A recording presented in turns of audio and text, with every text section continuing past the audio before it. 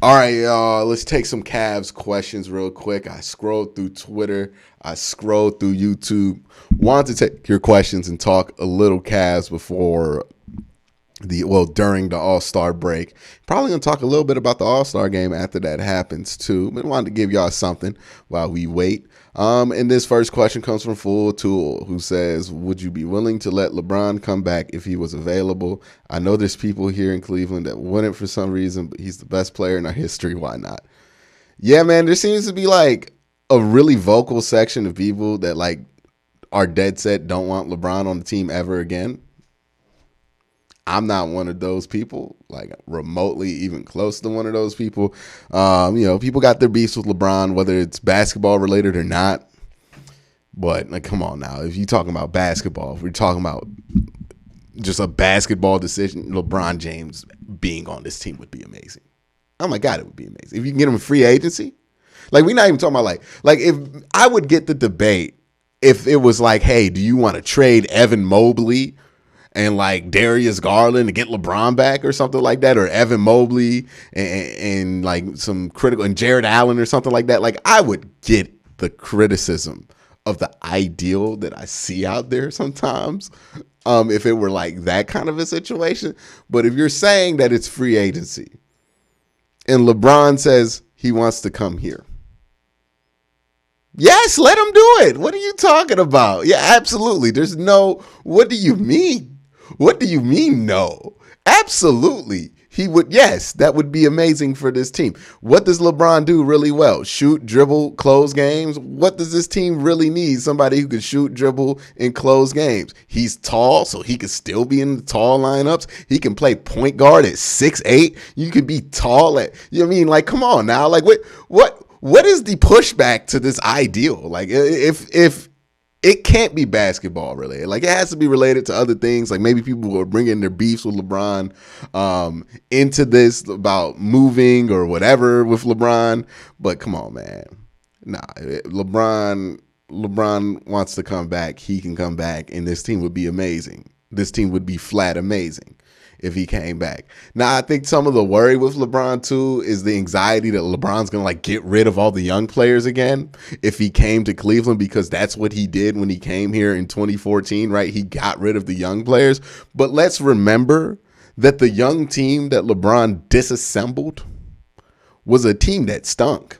Right, it was like they were like a 25-win team, and they had like Deion Waiters as their second best player. Yes, he dismantled that team, but that team needed to be dismantled. He dismantled the Lakers because that team stunk.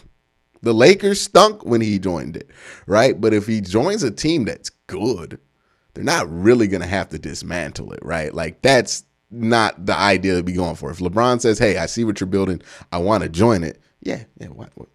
That wouldn't be a problem at all. I don't see the issue. Maybe Dan Gilbert got more burner accounts than I think, but like the level of pushback I've seen to that idea is like, look, one, it's not gonna happen most realistically, right? LeBron's came back, he won the title. That's really what he came back for.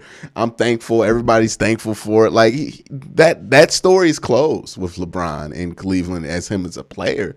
So I don't see why he would come back. But if he wanted to, and it don't cost you nothing but money, what are we talking about? Yes, let's win a couple of titles with LeBron again. Yeah, I'm fine with that. That's like being upset if Tom Brady wants to come quarterback your football team. Like, what do you mean?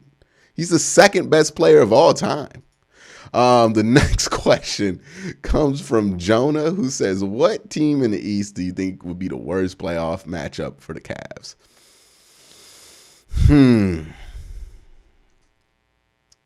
I want to say the 76ers, but then like playoff James Harden is a thing, right? And I don't know how that's going to factor in. I'll say the 76ers. I'll say that. Joel Embiid can really just destroy what the Cavs do, because he's just a freak of nature. He's so big. He's so strong. He's so talented. He could stretch the floor. He could take Evan Mobley away from the perimeter because you need somebody to get up on him.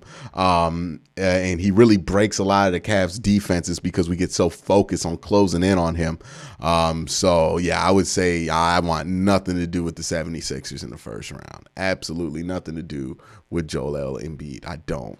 The next question comes from Steve, who says, Cavs question, do you see Levert as the eventual starter or as an asset coming off the bench? I think in an ideal world, he's an asset coming off the bench. I don't know if I think he should be coming off the bench, actually. Absolutely coming off the bench.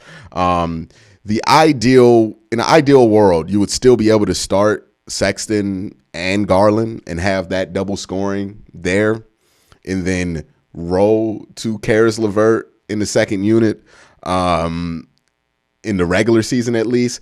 In the playoffs, I don't think they start him, but I think he gets started minutes. You know what I mean? Like, I think he's going to be in the rotation and be in lineups with the starters. So, yeah, I think he's going to do something very close to starting, right? Because sometimes the Cavs just really need a scoring punch, and he can provide it.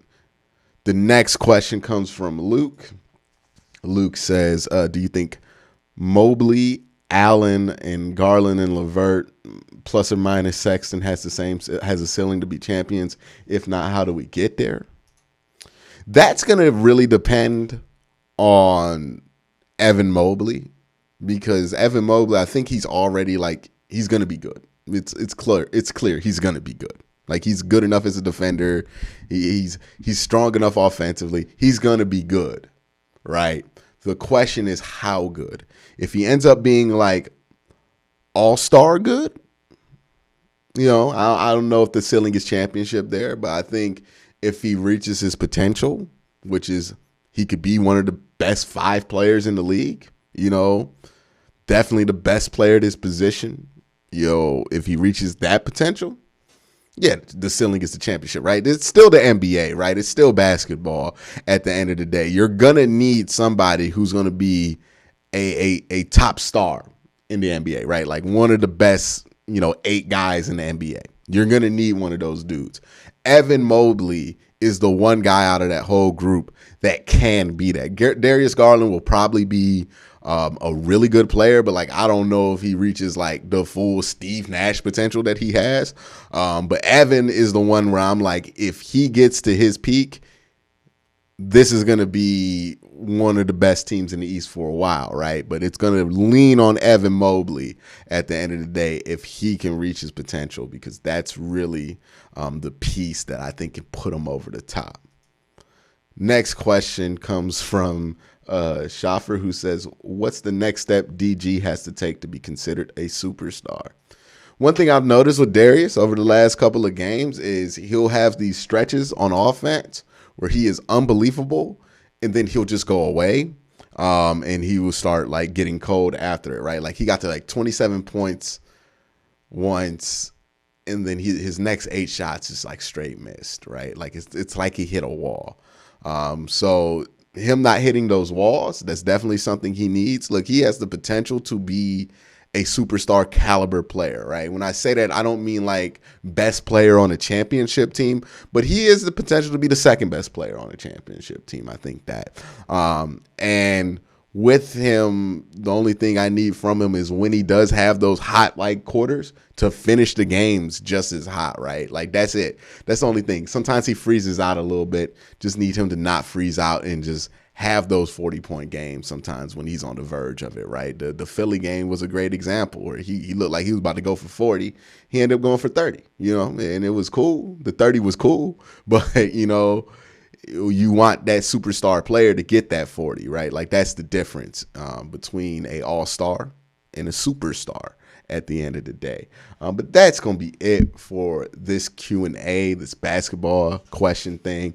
Let me know what you think down in the comment section below. But again, guys, thank you for watching. Have a great day. Have a good night.